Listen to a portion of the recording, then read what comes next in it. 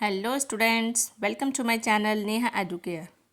तो आज हम शुरू करेंगे class 8th science chapter chemical effects of electric current.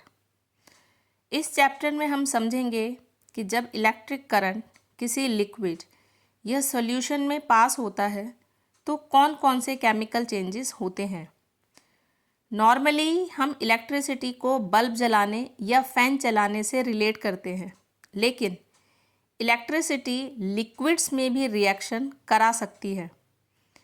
बच्चों, ये चैप्टर एग्ज़ाम के लिए इम्पॉर्टेंट है क्योंकि इसमें इलेक्ट्रोलाइसिस, इलेक्ट्रोप्लेटिंग और इलेक्ट्रोड जैसे कॉन्सेप्ट आते हैं। तो आज हम इस चैप्टर को बहुत इजी लैंग्वेज में समझेंगे। तो बच्चों, चैप्टर शुरू करने से पहले अगर आपने मेरे चैनल नेहा एडुकेयर को सब्सक्राइब नहीं किया तो प्लीज़ चैनल को सब्सक्राइब करें, वीडियो को लाइक और ज़्यादा से ज़्यादा शेयर करें। तो चैप्टर शुरू करते हैं। Chemical effects of electric current. जब इलेक्ट्रिक करंट किसी कंडक्टिंग लिक्विड से पास होता है तो उस लिक्विड में कुछ केमिकल चेंजेस होते हैं जिसे chemical effects of electric current कहते हैं। ये चेंजेस 3 तरह के हो सकते हैं। पहला, इलेक्ट्रोड्स पर गैस के बबल्स बनना। दूसरा, किसी मेटल का डिपॉजिट हो जाना। तीसरा, सॉल्यूशन के कलर में चेंज आना। जैसे अगर हम पानी में इलेक्ट्रिसिटी पास करें तो हाइड्रोजन और ऑक्सीजन गैस के बबल्स बन सकते हैं। अगर कॉपर सल्फेट सॉल्यूशन में करंट पास किया जाए तो कॉपर मेटल इलेक्ट्रोड पर जम सकता है और सॉल्यूशन का ब्लू कलर हल्का हो सकता है। इससे हमें पता चलता है कि इलेक्ट्रिसिटी सिर्फ एनर्जी नहीं देती बल्कि केमिकल रिएक्शन भी करा सकती है। Conduction of electricity bye liquids. सभी लिक्विड्स इलेक्ट्रिसिटी कंडक्ट नहीं करते।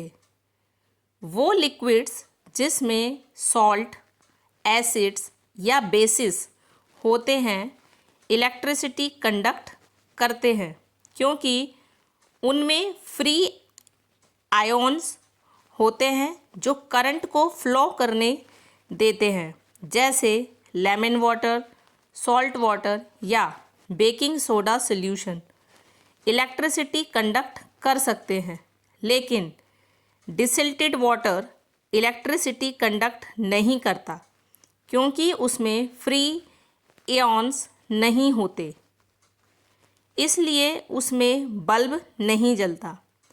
जो लिक्विड इलेक्ट्रिसिटी कंडक्ट करता है और केमिकल रिएक्शन भी करता है उसे इलेक्ट्रोलाइट कहते हैं। इस प्रोसेस में 2 इलेक्ट्रोड्स यूज़ होते हैं, पहला एनोड और दूसरा कैथोड।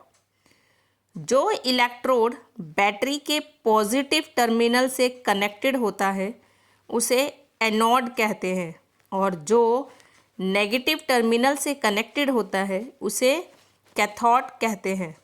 ये दोनों इलेक्ट्रोड्स केमिकल रिएक्शन में इम्पॉर्टेंट रोल प्ले करते हैं। इलेक्ट्रोलाइसिस। इलेक्ट्रोलाइसिस वो प्रोसेस है जिसमें इलेक्ट्रिक करंट की मदद से किसी लिक्विड के केमिकल कंपोनेंट्स टूट जाते हैं। इसका मतलब इलेक्ट्रिसिटी लिक्विड को तोड़कर नए सब्सटेंसेस बना देती है। जैसे वाटर की इलेक्ट्रोलाइसिस करने पर वाटर हाइड्रोजन और ऑक्सीजन गैस में ब्रेक हो जाता है। ये एक केमिकल डिकम्पोजिशन प्रोसेस है जो सिर्फ इलेक्ट्रिसिटी की वजह से होती है। इलेक्ट्रोप्लेटिंग। इलेक्ट्रोप्लेटिंग एक ऐसी प्रोसेस है जिसमें इलेक्ट्रिसिटी की हेल्प से किसी ऑब्जेक्ट पर किसी दूसरे मेटल की पतली लेयर चढ़ाई जाती है। इसका यूज़ ऑब्जेक्ट्स को शाइनी बनाने, रस्ट यानी कि जंग से बचाने और अट्रैक्टिव लुक देने के लिए होता है, जैसे gold plated jewellery, silver coated spoons या क्रोमियम प्लेटेड टैप्स। इलेक्ट्रोप्लेटिंग में जिस ऑब्जेक्ट पर कोटिंग करनी होती है उसे कैथोड बनाया जाता है और जिस मेटल की कोटिंग चढ़ानी होती है उसे एनोड बनाया जाता है। दोनों के बीच में इलेक्ट्रोलाइट सॉल्यूशन होता है जो करंट फ्लो करने में हेल्प करता है।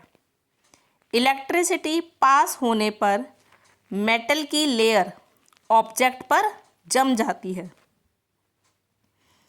Applications of electroplating. इलेक्ट्रोप्लेटिंग का यूज़ डेली लाइफ में बहुत जगह होता है। आयरन ऑब्जेक्ट्स को जंग से बचाने के लिए उन पर दूसरे मेटल्स की कोटिंग की जाती है। कार के बम्पर्स, बाथरूम टैप्स और साइकिल पार्ट्स पर क्रोमियम प्लेटिंग होती है जिससे वो शाइनी और स्क्रैच रेजिस्टेंट बनते हैं।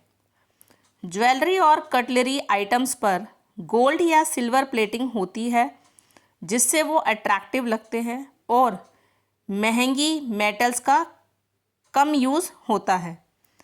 इससे कॉस्ट भी कम होती है और लुक भी अच्छा आता है। तो स्टूडेंट्स, आज हमने समझा कि जब इलेक्ट्रिसिटी लिक्विड्स में पास होती है तो केमिकल रिएक्शन होती है जिसे chemical effects of electric current कहते हैं। हमने conduction of electricity bye liquids, electrolysis और इलेक्ट्रोप्लेटिंग जैसे इम्पॉर्टेंट टॉपिक्स कवर किए हैं।